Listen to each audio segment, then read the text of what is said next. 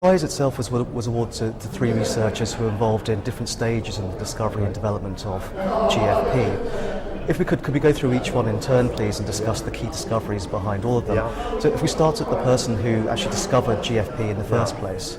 That was the Japanese Shimomura, and he was basically he was a marine biologist, and he was interested in bioluminescence, and that's a reaction where you can create light without heat. It's a chemical reaction that gives off light, and you can see it in different fireflies, for example. You can see it in lots of animals living in the sea. You can see how they flourish if you go out at night. They use it to signal between each other. And he was interested to know exactly what controlled this reaction and the chemical background for it. So he started to isolate, he started to collect this manet, this Aquaria Victoria, which is a jellyfish. Yes.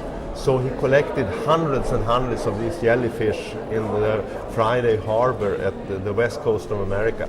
And then they cut out the light organs that are at the borders of the jellyfish and collected lots and lots of these and extracted them and purified the enzyme that was responsible for the light emission. And then he could show that if you look at the sea, you can see that the jellyfish has a green fluorescent light. But when you isolated this bioluminescent enzyme, you got the blue light. So obviously something was missing. And then he looked again and he found this green fluorescent protein that transfers the blue light into green light. And that must be an advantage for the jellyfish. Maybe you can see them in longer distance, so you can tell it apart from other fishes or something like this.